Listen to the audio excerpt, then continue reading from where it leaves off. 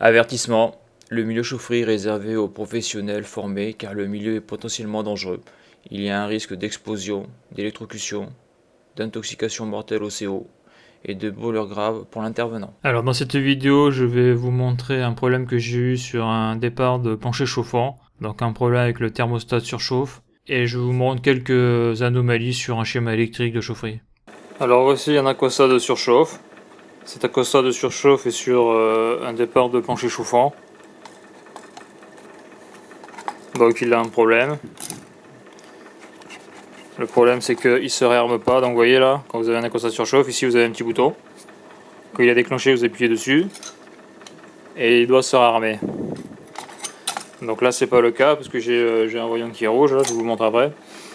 Donc je vais le changer. Donc là on peut voir le départ plancher chauffant. Donc là la pompe est éteinte. Hein. Et là j'ai une 23 voies. Ce n'est pas un départ de plancher chauffant classique. Hein. C'est-à-dire que là si je prends la 23 voies en manuel et si je l'ouvre, je peux partir à la température du primaire quasiment. C'est pour ça qu'il y a cet aquastat surchauffe qui est réglé à 45 degrés maximum. À 45 degrés, si la 23 voies s'ouvre trop, il coupe la pompe et le régulateur. Donc là on peut voir là mon défaut surchauffe il est ici. Là. Donc j'ai désactivé la sirène parce qu'à chaque fois j'avais une sirène qui gueulait. Vous voyez là j'appuie sur le bouton. J'appuie ici.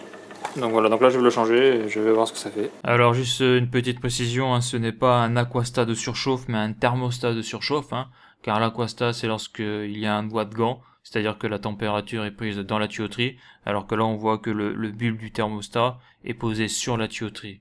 Donc c'est pour ça que c'est un thermostat surchauffe et ce n'est pas un aquastat surchauffe. Et deuxièmement, donc pour le plancher chauffant classique, on peut voir sur les schémas hydrauliques où on a des planchers chauffants, on peut voir que l'on a une sorte de bypass, c'est-à-dire que lorsque la 23 voies est ouverte à fond, eh bien la température ne peut pas dépasser un certain seuil. Je donne un exemple, par exemple 50 degrés, et même si la température du plumaire est de 70 degrés, c'est une sécurité, on va dire, hydraulique. Dans ce cas-là, je n'ai pas ce bypass. Ça veut dire que si j'ouvre la vanne à fond, je peux partir à la température du primaire, c'est-à-dire plus de 70 degrés. On peut voir sur cette photo donc l'ancien thermostat surchauffe. On peut voir que le verre jaune est utilisé comme retour. Donc ce qui est pas bon, hein, parce que là le verre jaune ne sert pas à relier à la terre l'appareil, hein, il sert vraiment comme conducteur actif. Et à la fin de la vidéo, je vous montrerai le schéma électrique de cette partie-là de l'installation. Alors voilà, je l'ai mis, j'ai mis le collier à l'intérieur de l'appareil, je l'ai serré. Donc j'aurais pu le couper avant, hein, donc là après je vais le couper. Là je l'ai raccordé, donc on voit comment c'est fait sur le NC. Et je l'ai mis à 45 degrés, c'est-à-dire au minimum. Donc en principe, s'il déclenche, je fais reset et c'est bon. Donc là je vais voir si au niveau de mon régulateur j'ai du jus.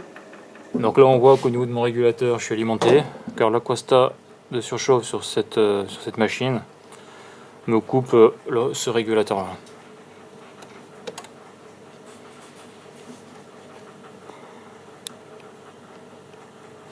Voilà.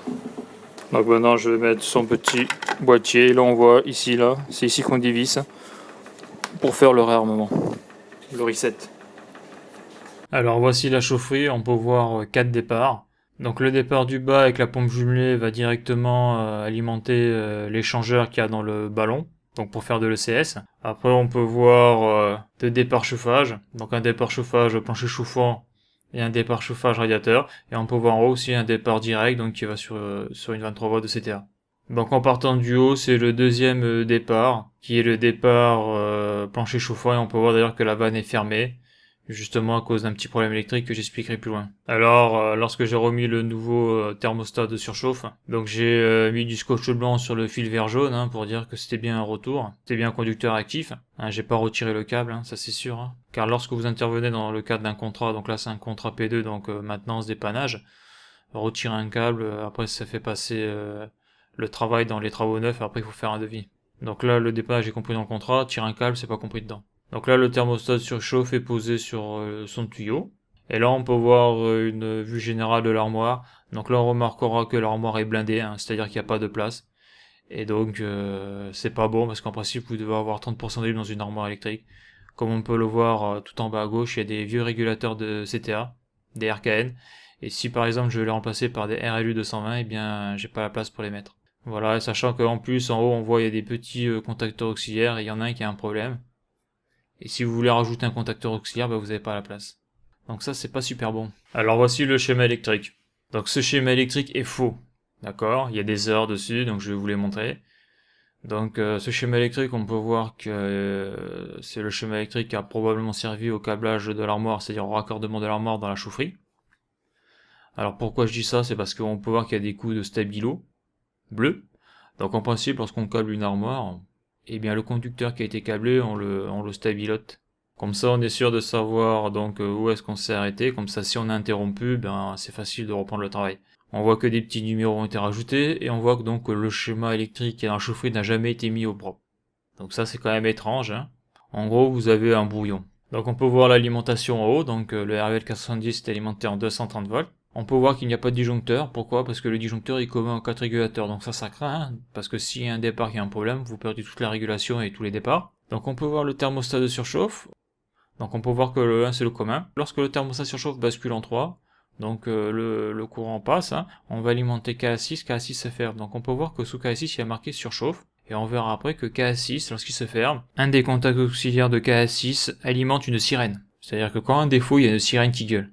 Le souci, c'est que KA6, on peut voir qu'un fil donc va de KA6 à la borne 3 et de la borne 3, on va sur la borne Y2 du servomoteur 3 points. Donc ça semble logique en première approche, c'est-à-dire que lorsqu'il y a un défaut de surchauffe, donc le thermostat surchauffe se ferme et on alimente Y2 qui sert à fermer le servomoteur 3 points, car ça veut dire qu'on part trop chaud sur le départ chauffage. Donc ce conducteur-là n'était pas raccordé dans la chaufferie, alors pourquoi? Donc moi je le raccorde, et j'ai constaté qu'en régulation, qu'est-ce qui se passait?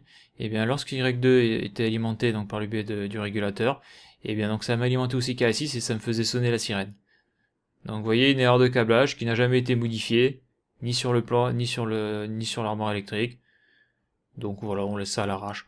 Donc le gros souci de décabler ce conducteur-là, c'est que lorsqu'il y a un défaut de surchauffe, donc, eh bien la 23 voies reste dans sa position, il reste ouverte. Et donc le départ a une température trop élevée. Alors on peut le voir, hein, la phase arrive sur la borne 1 du thermostat surchauffe. Après on ressort en 2 pour aller alimenter donc le régulateur RVL 470, F1, F4, F2, F5 et F3. Donc lorsqu'il y a un problème de surchauffe, donc le thermostat surchauffe bascule, ce qui coupe l'alimentation électrique du régulateur. Alors que nous, ce qu'on veut, c'est couper la pompe et que le servomoteur se ferme. Donc là, à mon avis, il y a eu un gros souci sur ce câblage-là. Il y a eu un gros raté. Car bien sûr, lorsque le thermostat surchauffe s'ouvre, donc ça me coupe la pompe, le servomoteur n'est plus alimenté, mais ça me coupe aussi le régulateur, ce qui fait que lorsque j'arrive en chaufferie, j'ai le régulateur qui n'est pas alimenté, et je ne peux pas fermer la vanne 3 points manuellement. Car ça, c'est un SQS 35, donc c'est un servomoteur 3 points pour les vannes à soupape. Et la différence avec les vannes à soupape et les vannes à secteur, c'est que sur les vannes à secteur, vous avez donc le petit levier qui permet de débrayer manuellement et de manipuler la vanne. Alors que là, c'est pas possible. Quoi, si c'est possible, il faut enlever le servomoteur et avoir un bouchon, mais bon, c'est un peu la galère, quoi. Donc le problème, c'est que si le thermostat surchauffe à déclencher, la 23 voies reste ouverte, il peut passer du fluide un petit peu par thermosiphon, ce qui fait que le thermostat surchauffe reste toujours à une température qui est supérieure à sa consigne, ce qui fait que quand vous armez, il se passe rien. Donc ça vous force à soit chanter le thermostat surchauffe ou à l'enlever de la canalisation pour pouvoir réalimenter le régulateur, pour pouvoir donc fermer la 23 voies manuellement et pour que l'eau circule dans la tuyauterie pour la refroidir et pour être en dessous de la consigne du thermostat surchauffe. Donc là c'est vraiment électriquement c'est un peu n'importe quoi. Donc le problème c'est que lorsque vous arrivez dans la chaufferie et vous avez un défaut surchauffe, si l'installation est bien faite, vous pouvez prendre le RVL 470 en manuel, d'accord? Et avec donc le pied sur main, et avec les boutons fermer la vanne manuellement. Le souci c'est que pour faire ça, il faut que le RVL 470 soit alimenté. Donc là, c'était pas le cas. Donc c'est pour ça que je fermais la vanne départ chauffage, car lorsque j'ai quitté la constat surchauffe, eh bien ça me permettait donc de fermer la vanne, sachant que la vanne met un peu de temps à se fermer, donc ça m'évitait de recréer un défaut de surchauffe. Sachant que ce plancher chauffant, le gros problème des planchers chauffants, c'est qu'avec l'âge, il faut les désembouer, et le désembouage du plancher chauffant suivant sa taille peut être assez cher.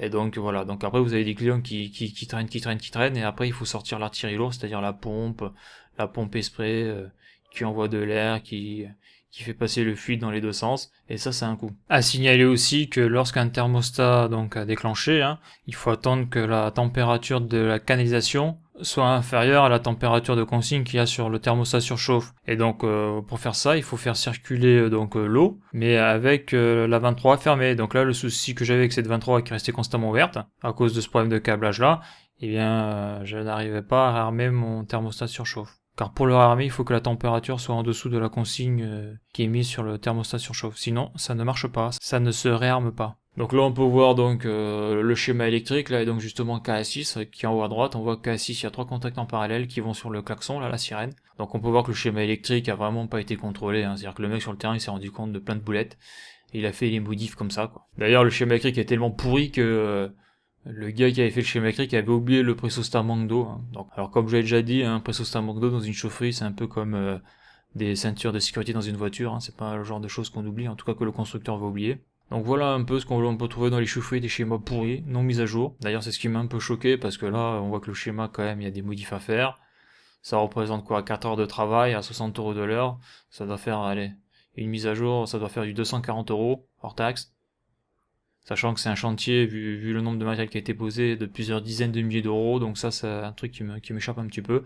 Car lorsque vous rentrez dans une chaufferie, vous avez un schéma pourri comme ça, vous regardez l'entreprise qui a fait le travail, donc c'est marqué en principe en haut à gauche de l'armoire électrique, et là vous vous dites que les gars, bon voilà quoi, c'est pas trop leur domaine de compétence, je vais dire ça comme ça, pour rester poli. Donc voici à quoi ressemblent des départs de plancher chauffant, pour voir que, à la différence des nourrices des radiateurs, c'est que là, sur celui-là, en bas, on voit qu'il y a des petits robinets pour faire l'équilibrage du plancher chauffant. Sachant que sur les radiateurs, pour faire l'équilibrage, on a les petites vannes en bas à droite du radiateur. Alors je l'ai pas dit, mais lorsque j'ai été appelé, c'était parce que le plancher chauffant ne marchait plus, et donc j'étais en surchauffe. Alors la question est qu'est-ce qui me provoquait la surchauffe? Eh bien, comme j'avais le plancher chauffant qui était emboué, j'avais un gros pompage sur la vanne 3 voies, et des fois, suivant l'heure de la journée, la température extérieure, eh bien la vanne s'ouvrait, mais la vanne s'ouvrait trop, et donc je partais à plus de 50 degrés sur le départ, ce qui faisait déclencher le thermostat surchauffe, arrêter la pompe et le régulateur. Donc voilà pour cette vidéo, et à bientôt pour une prochaine vidéo.